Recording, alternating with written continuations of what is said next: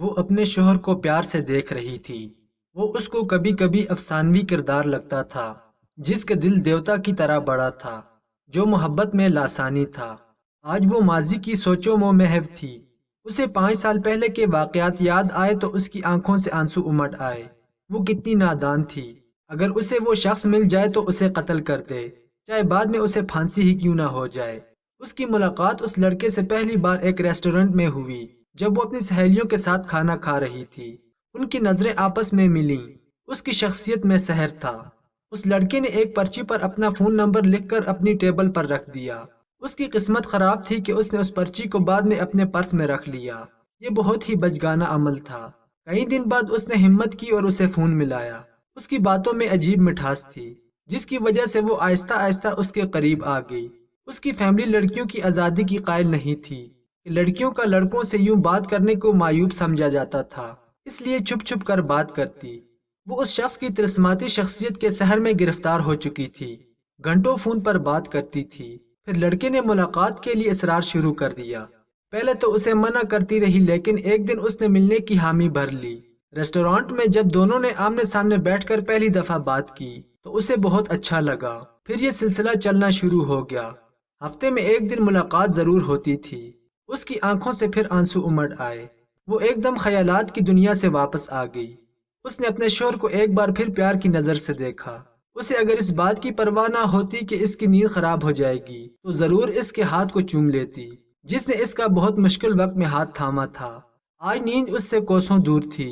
وہ پھر ماضی کی دنیا میں واپس چلی گئی۔ اس لڑکے نے اسے پہلی بار گھر آنے کی دعوت دی۔ اس نے بتایا تھا کہ وہ یتیم ہے، اس کا دنیا میں کوئی نہیں ہے۔ اس وجہ سے اسے اس کی ذات سے محبت کے ساتھ ہمدردی بھی تھی۔ گھر میں ملاقاتیں ہونا شروع ہو گئیں۔ پھر ایک دن محبت کے نشے میں وہ گناہ ہو گیا جس کا کوئی عزت دار بندہ تصور بھی نہیں کر سکتا۔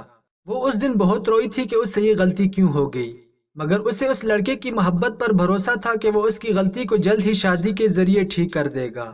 وہ شادی کا اصرار کرتی تو وہ ہنس کر ٹال دیتا کہ اتنی جلدی بھی کیا ہے۔ وہ بری طرح گناہ کی دلدل میں پھنس چکی تھی۔ پھر اچانک وہ غائب ہو گیا۔ اس کے بعد کبھی اس سے ملاقات نہیں ہوئی۔ اس کا گھر بھی خالی تھا، جو کرائے کا تھا۔ اس کے موبائل نمبر بھی بند تھے۔ اس نے رو رو کر برا حال کر دیا۔ اس کا گناہ اتنا بڑا تھا کہ کسی کو بھی بتا بھی نہیں سکتی تھی۔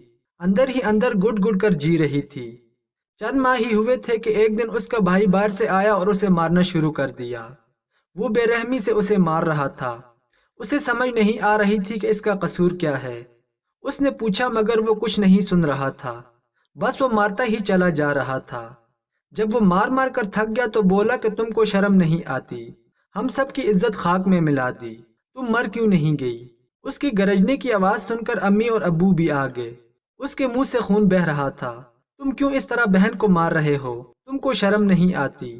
ماں نے اس کا سر اپنے سینے سے لگاتے ہوئے کہا۔ بھائی بولا، شرم اس کو نہیں آئی، کسی کے ساتھ منہ کالا کرتی رہی ہے۔ بھائی کی یہ بات سن کر اس کے پیروں تلے سے زمین نکل گئی کہ بھائی کیا کہہ رہا ہے۔ پھر اسے پتا چلا کہ جس سے وہ محبت کرتی تھی، جس کو اس نے سب کچھ دے دیا، وہ فرعون صفت انسان تھا۔ وہ ایک بھیڑیا تھا جو شکار کرتا تھا۔ اس نے خفیہ کیمروں کے ذریعے گناہ کے مناظر کو محفوظ کر کے چند پیسوں کے لیے انٹرنیٹ پر فروخت کر دیا تھا۔ اس کا پیشہ یہی تھا۔ ایسی ذلت کی زندگی سے اچھی موت ہے۔ اس نے زہر کھا لیا، مگر اللہ کو کچھ اور ہی منظور تھا۔ اس کو بروقت ہسپتال پہنچایا گیا۔ اس کی جان بچ گئی۔ گھر والے اس کے بعد وہ علاقہ چھوڑ کر نئے علاقے میں شفٹ ہو گئے۔ ایک دن اس کے والد نے بتایا کہ ایک رشتہ ہے، معقول لڑکا ہے، اچھی جاب کرتا ہے، کل لڑکے والے دیکھنے آئیں گے۔ لڑکے والے آئے اور اسے پسند کر گئے، مگر وہ خود دل سے مطمئن نہیں تھی۔ اسے سچ بتانا تھا۔ اس نے کسی طرح لڑکے کا نمبر لیا اور اس سے بات کی۔ اس نے سب کچھ سچ سچ بتا دیا۔ اس نے ساری باتیں سننے کے بعد کھلے دل سے اس کو قبول کیا۔ اس نے زندگی کے کسی موڑ پر بھی اسے اس بات کا تانا نہیں دیا، بلکہ اس نے اس کی سوچ سے بھی زیادہ اس کا احترام کیا اور پیار دیا۔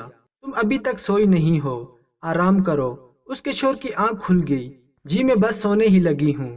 اس نے سائڈ پر رکھے ٹیبل لیمپ کی لائٹ بجھا دی، مگر ماضی کی سوچیں اس پر حاوی تھیں۔ نیند کی دیوی آج اس پر مہربان نہیں تھی۔ 10 سال بعد ایک دن دونوں میاں بیوی عام دنوں کی طرح شاپنگ پر نکلے۔ ایک اشارے پر ایک بھکاری ان سے بھیک مانگنے کے لیے آگے بڑھا۔ اللہ کے نام پر دے دو، اللہ جوڑی سلامت رکھے۔ وہ اسے صاف دیکھ سکتی تھی۔ اس نے 10 کا نوٹ پرس سے نکال کر اسے پکڑایا۔ اس کی زندگی کا آج بہت بڑا مسئلہ حل ہو گیا تھا جس نے اس کی روح کو اندر سے گھائل کر رکھا تھا۔ وہ اس فقیر کی جسمانی خستہ حالی کو دیکھ سکتی تھی۔ اس کے ہاتھ پاؤں بالکل بیکار تھے۔ وہ چلتا پھرتا موت کا شاہکار تھا۔ اس نے اپنی آنکھیں بند کر لی اور گاڑی کی سیٹ سے ٹیک لگا دی۔ واقعی خدا کی لاٹھی بے آواز ہے۔ اس شخص سے کیا بدلہ لینا جو اللہ کے عذاب میں پہلے ہی مبتلا ہے۔ یہ فقیر وہی شخص تھا جس نے 10 سال پہلے اس کی عزت پر داغ لگایا تھا۔ اس کے دل میں سکون تھا۔ اس کی بدلے کی آگ آج ٹھنڈی ہو چکی تھی۔ اشارہ کھل گیا۔ اس نے آنکھ کھولی۔ وہ جاتے ہوئے اس فقیر کو دیکھ سکتی تھی جو ایک گاڑی کے پیچھے بھیک کے لیے بھاگ رہا تھا۔